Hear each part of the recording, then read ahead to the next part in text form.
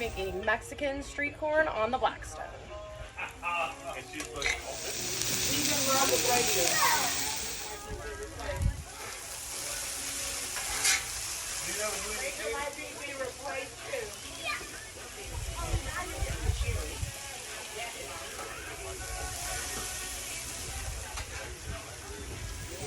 I'll let you know, yeah.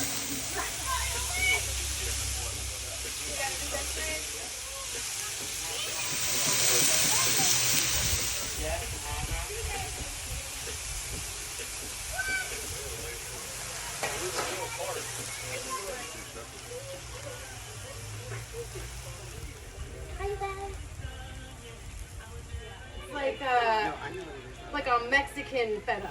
Man.